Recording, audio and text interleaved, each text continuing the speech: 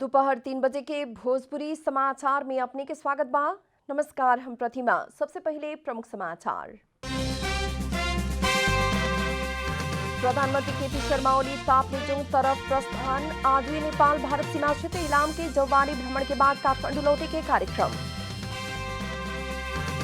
इस वर्ष के कक्षा 12 की परीक्षा मंगल से शुरू हो रहा। कोरोना संक्रमण के कारण शामिल होके ना सके वाला खातिर फिर परीक्षा देवे मिले के व्यवस्था। धनुषा के धनौटी गाउँपालिका में परिषद ना भइला से कर्मचारी के तलब ना मिलल। गाउँपालिका अध्यक्ष द्वारा काम की बेवास्ता। अमेरिका में कोरोना वायरस महामारी के तेसरका लहर तीव्र गति में फैल रहा। दिसंबर 11 तारीख से आपन नागरिक के खोप देवे के तैयारी। इटालियन सीरिया में एसी मिलान के सहजीत जाल्टन के 2 गोल में नेपोली के हार।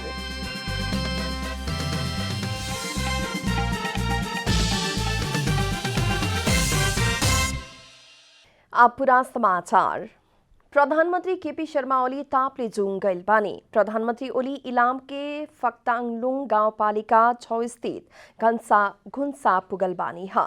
प्रधानमंत्री घुन्सा फाउंडेशन द्वारा ताप्लेजुङ के घुन्सा में निर्माण भइल स्वास्थ्य चौकी के उद्घाटन खातिर ताप्लेजुङ गइल बानी ह।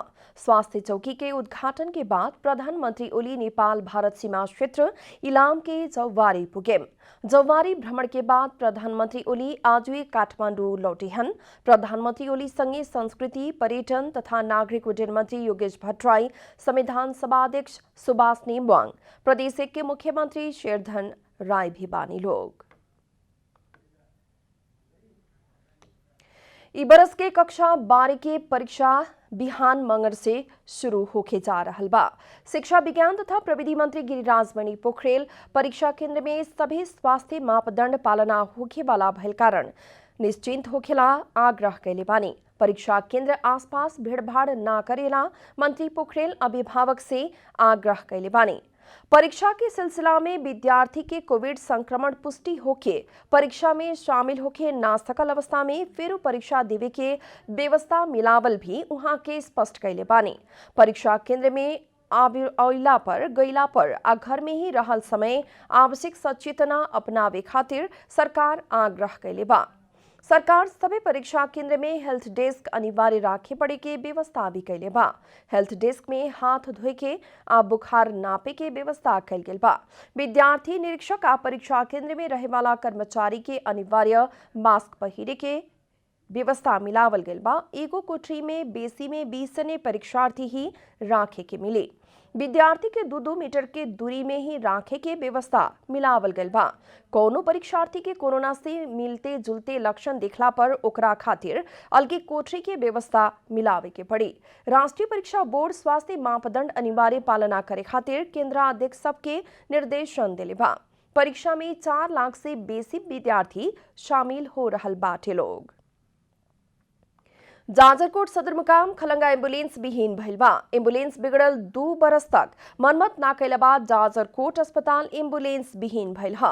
2 गो टायर फेरे खातिर आ मोबिल इंजन फेरे खातिर 2 बरस पहले एम्बुलेंस नेपालगंज के गैरेज में ले गईला पर भी रकम अभाव में मरम्मत होके ना सकल ड्राइवर राकेश कुमार शाह बतौले बाड़न। एम्बुलेंस ना भइला से बीमार के डोको में बोके स्वास्थ्य संस्था में पुगावे पड़े के बाध्यता बाटे। एम्बुलेंस संचालन में ना रहला पर भी ड्राइवर नियमित तलब भत्ता खा रहल बा। जिला ही एम्बुलेंस विहीन भइला पर भी मरम्मत करके संचालन करे तरफ संबंधित निकाय के ध्यान ना गेल बात दुखद पक्ष रहल नागरिक सबके शिकायत बाटे। एम्बुलेंस ना भइला से स्थानीय सब स्ट्रेचर और डोको के सहारा लेवे के पड़ रहल बा त जिला बाहर ले जात समय सार्वजनिक तथा निजी गाड़ी रिजर्व करे पड़े के बाध्यता बाटे। धनुषा के धनौजी गाउँपालिका में समय में ही परिषद ना भइला बाद पालिका के कर्मचारी सब लंबा समय से तलब नहीं मिल सकल। गाउँपालिका अध्यक्ष बद्री नारायण सिंह मदिरा सेवन करके गैर जिम्मेवारपन दिखैला बाद कर्मचारी सब पीड़ित भइल बाड़न सन।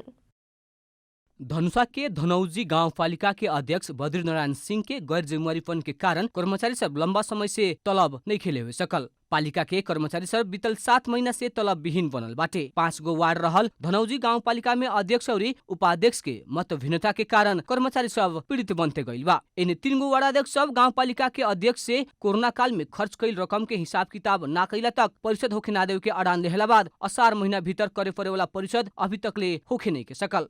असार महीना से अपना सबके तलब भत्ता, संचय कोष, कोरोना में खटल भत्ता, दशहरा भत्ता लगायत के सुविधा सब ना मिलल कहत कर्मचारी सब आंदोलित भइल बा।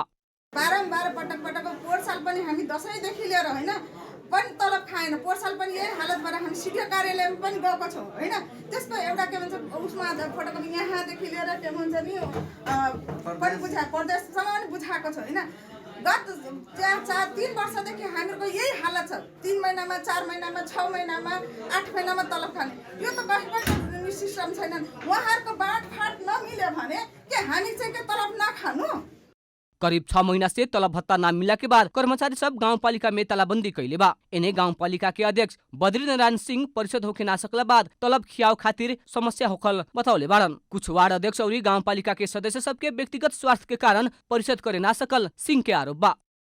जेठ 15 गतेदेखि तपाईहरु केही चलाउनु हुन्न। अखारमा 25 गते 26 त्यसले गर्दा धेरै कुराहरू तपाईको मूल्याङ्कन, व्यवस्थापन र तिनीहरूको भुक्तानी पनि बाँकी होला। नेपाल सरकार असार 10 गते भीतर सबै स्थानीय तह के परिशोध करे के निर्देशन देहला बाद धनौजी गांवपालिका आदेश के अटेर करत संघीयता के खिल्ली उड़ावल कर्मचारी सबके कहनाम बा। धनुषा से प्रमोद कुमार शाह की रिपोर्ट। भोजपुरी समाचार में आप छोड़ विश्राम।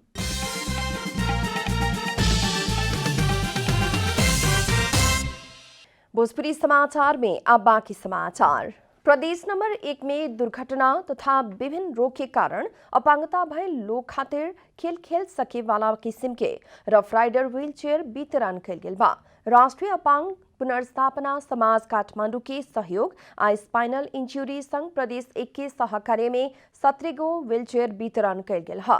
इटहरी में एक कार्यक्रम करके धनकुटा, सुनसरी, मोरंग आ तेरथुम जिला के 17 जने अपांगता भयल व्यक्ति के प्रति व्यक्ति 1 लाख बराबर के व्हील चेयर वितरण कल गेल है।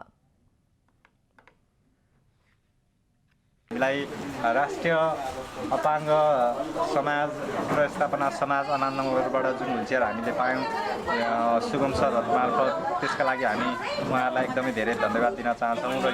र यो खालको व्हीलचेयर जुन आज हामीले पाएका छौँ यो चाहिँ एकदम तपाईको कच्ची बाटोमा जस्तोसुकै सडकमा पनि कुदाउन सकिने खालको व्हीलचेयर हो। अब पिचैमा मात्र हिँड्न पर्दैन हामीले, अब कच्ची सडकमा पनि यो व्हीलचेयर लिएर हामी जान सक्दछौँ। प्रदेश नंबर 1 में अपांगता भयल लोग के खेल प्रति रुचि जगावेला राष्ट्रीय अपांग पुनर्स्थापना समाज काठमांडू द्वारा विभिन्न कार्यक्रम भी होते आ रहल बा। प्रदेश नंबर 1 को स्पाइनल कॉर्ड इंजरी संस्थालाई चाहिँ मैले प्रदेश 1 में व्हीलचेयर खेलकुदको विकासको लागि भनेर आज 17 थान रफ राइडर नामको व्हीलचेयरहरू दिएको हो। 1 लाख रुपैयाँ जति लगभग पर्छ। त्यही भएर 17-20 लाख बराबरको सामग्री चाहिँ आज यसरी वितरण यहाँ हुँदैछ। समाज द्वारा नेपाल के 62 जिला में खेलकूद खातिर उपयुक्त होखे वाला व्हीलचेयर वितरण कल गई जनावल गेल बा। कोरोना जोखिम बढ़ते गैला बाद सरकार द्वारा कल गेल लॉकडाउन के कारण समय में कृषक सब मलबिउ ना मिला बाद सुनसरी में इस साल धान उत्पादन में कमी आयल बा। पानबारी मंसूली चावल उत्पादन खातिर प्रख्यात रहल धरान के पानबारी में धान उत्पादन घटल बाटे।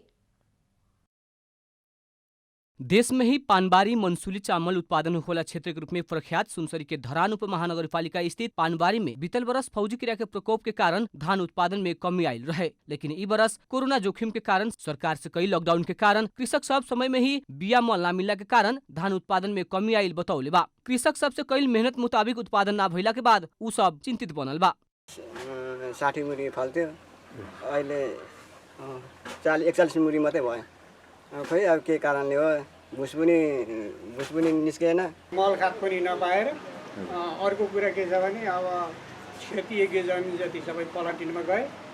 अनि अर्को कुरा पानी बेसी आउँदा उत्पादन कम हुन्छ, पानी ठिक्क पर्दा चाहिँ उत्पादन बढी हुन्छ। यो चाहिँ कस्तो भने सिमसार खेतीहरूमा चाहिँ पानी आयो भने कम हुन्छ।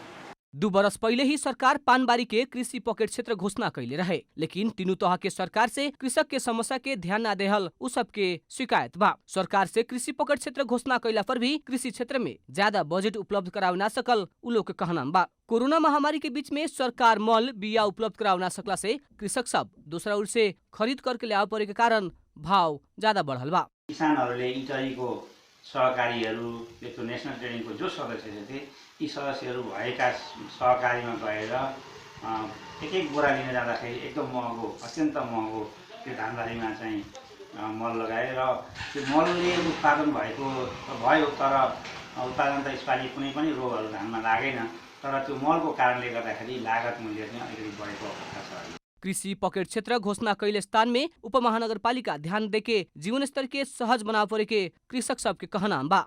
सुनसरी से दिनेश गजमेर की रिपोर्ट। अब आर्थिक समाचार।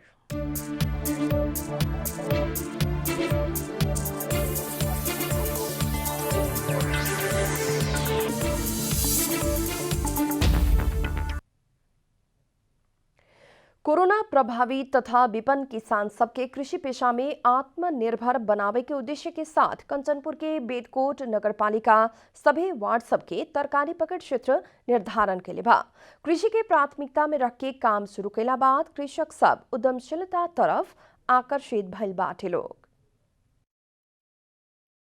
कंचनपुर के बेदकोट नगरपालिका तथा यूएनडीपी के सहयोग में स्विस नेपाल से नगर भीतर रहल 400 से ज्यादा कोरोना प्रभावित और विपन्न किसान सब के कृषि पेशा में आत्मनिर्भर बनाव के उद्देश्य से सब वार्ड सब के तरकारी पॉकेट क्षेत्र निर्धारण कैले बा। कोविड-19 के कारण स्वदेश और विदेश में रोजगारी गंवावल युवा सब और दलित, गरीब और विपन्न वर्ग के साथे एकल महिला के सहयोग पुगे वाला हिसाब से कार्यक्रम लागू कैल गई है। कार्यक्रम से नगरपालिका के 10 वार्ड के 4 से 20 जने किसान सब लाभान्वित भइल बा। स्वीट नेपाल हो, सहयोग मिलल वहाँ से मैं गजब खुशी बाटूं। अपना बनाऊं अब की झन वहाँ से सहयोग मिलल झन खुशी में। कार्यक्रम से बेदकोट के 10 वार्ड के कोविड प्रभावित और लक्षित वर्ग के किसान सब के उद्यमी बनाव के लक्ष्य लेहल गइल बा। र यस अन्तर्गत चाहिँ हामी बेदकोट नगरपालिकाका 10वटै वडाका हामीले कोभिडबाट जुन रोजगारी गुमाएर नेपाल फर्केका, बेदकोटमा फर्केका व्यक्तिहरूलाई र त्यसै गरेर अर्को चाहिँ हामीले एकल महिलाहरूलाई, युवाहरूलाई र दलित तथा जनजाति समुदायका व्यक्तिहरूलाई चाहिँ हामीले लक्षित गरेर हामीले 405 जनालाई हामीले प्रत्यक्ष रूपमा चाहिँ रोजगारी सिर्जना गर्ने एउटा उद्यमी बनाउने भन्ने हिसाबले चाहिँ हामीले यो कार्यक्रम सञ्चालन गरेका छौँ। विश्वव्यापी महामारी के प्रभाव से वैदेशिक रोजगार से लौटल नागरिक सबके लक्षित करके कार्यक्रम संचालन कैल और युवा सबके स्वदेश में ही कुछ करे वाला हिसाब से नगरपालिका समेत सहकार्य कैले बा। हामीले चाहिँ यहाँका वैदेशिक रोजगारबाट फर्केर आएका व्यक्तिहरू र महिलाहरूका निमित्त हामीले युवा वर्गहरूका निमित्त यो जुन पकेट क्षेत्र हामीले गरेका छौँ, यो च्याउ खोज्न आउने व्यक्तिहरू यो वार्ड नम्बर 3 र 4 मा आउन् र यो च्याउ हामीले चाहिँ यहाँ उत्पादन गरेका छौँ भनेर बजारका निमित्त पनि उहाँहरूलाई त्यस्तो समस्या नहोस् भन्ने हिसाबले हामीले त्यसरी गरेका छौँ। कोविड-19 प्रतिक्रिया और पुनर्लाभ परियोजना अंतर्गत नगरपालिका के वार्ड नंबर 1 और 2 में आलू उत्पादन, 3 और 4 में च्याउ उत्पादन, 5 और 6 में मर्चा उत्पादन, 7 और 8 में लहसुन उत्पादन, 9 और 10 में प्याज उत्पादन करे के लक्ष्य रखले बा। कंचनपुर से धर्मराज कठायत की रिपोर्ट। भोजपुरी समाचार में फिर छोट विश्राम।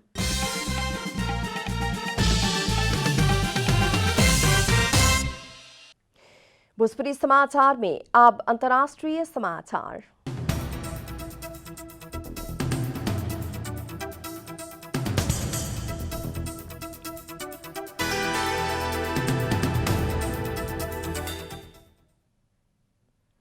अमेरिका अपन नागरिक सबके कोरोना वायरस विरुद्ध के खोप देवे के जनावल गइल बा। दिसंबर महीना के 11 तारीख से अपन नागरिक सबके कोविड-19 विरुद्ध के खोप देवे के तैयारी शुरू कल गई। अमेरिका के कोरोना वायरस खोप कार्यक्रम के प्रमुख डॉक्टर मोन्सेफ स्लायोई बतौले बानी खोप स्वीकृत भइल 24 घंटा भीतरे संबंधित क्षेत्र में खोप पहुंचावे के जनावल गइल है। अमेरिका में महामारी के तीसरका लहर से तेज गति में फैल रहल बेरिया डॉक्टर स्लायोले के ऐसन कहना आयल है। महामारी से विश्व में ही सबसे बेसी प्रभावित भइल अमेरिका में पिछला समय संक्रमण, मृत्यु तथा अस्पताल भर्ना दर लगातार बढ़े के क्रम में बाटे। अमेरिकी औषधि उत्पादक company Pfizer, German company BioNTech संगे मिलके बनावल ई खोप प्रभावकारी देखल गेल बा। 2 डोज देवे पड़े वाला उ खोप के प्रभावकारिता 95% देखल गेल बा। ई बरस के अंत तक में फाइजर खोप के 5 करोड़ डोज उत्पादन करे के आशा रहल समाचार में उल्लेख बाटे। Food and drug administration FDA के वैक्सीन एडवाइजरी कमेटी के बैठक दिसंबर 10 में बैठे वाला बा। आप खेलकूद समाचार।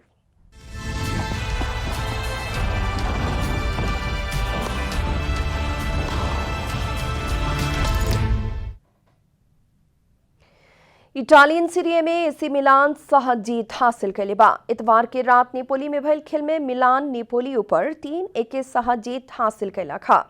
मिलान खातिर दोसर एक गोल जेम्स पीटर हग कैला पर नेपोली खातिर ड्रेस मेटिन्स एक गोल लौटौलन। मिलान खेल के 20वां मिनट में जाल्टन के गोल से अग्रता ले रहे, वहां के हर्नांडिस के पास में गोल कैले रहलन। 54वां मिनट में एंटी रेबिच के पास में जाल्टन व्यक्तिगत दोसर का गोल करत मिलान के 2-0 से आगे बढ़ौलन।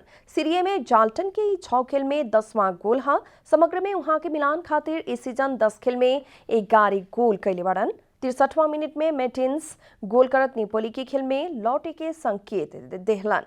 65वां मिनट में नेपोली 10 खिलाड़ी में समेटैला बाद खेल में लौटे के आशा उड़ाइल रहे।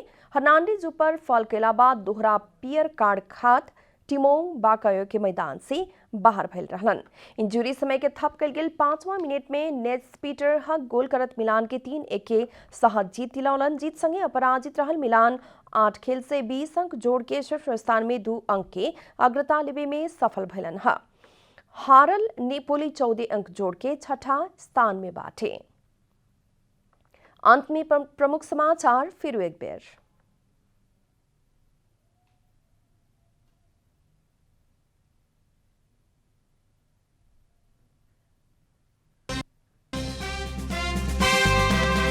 प्रधानमंत्री केपी शर्मा ओली ताप्लेजुङ तरफ प्रस्थान। आज नेपाल भारत सीमा क्षेत्र इलाम के जौवारी भ्रमण के बाद काठमाडौँ लौटे के कार्यक्रम। बरस के कक्षा 12 की परीक्षा बिहान मंगल से शुरू हो रहा। कोरोना संक्रमण के कारण शामिल होकर ना सके वाला खातिर फेरू परीक्षा देवे मिले की व्यवस्था। धनुषा के धनौजी गांवपालिका में परिषद ना भइला से कर्मचारी के तलब ना मिलल। गांवपालिका अध्यक्ष द्वारा काम के बेवास्ता। अमेरिका में कोरोना वायरस महामारी के तेसरका लहर तीव्र गति में फैल रहा। दिसंबर 11 तारीख से आपन नागरिक के खोप देवे के तैयारी। इटालियन सीरिया में एसी मिलान के सहजीत जाल्टन के 2 गोल में नेपोली के हार।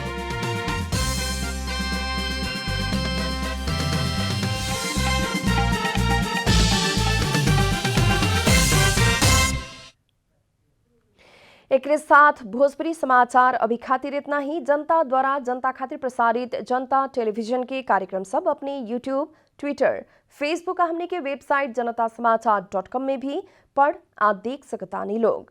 सूचना में अपने के सहभागिता, समय में समाचार, हमने के प्रतिबद्धता। नमस्कार।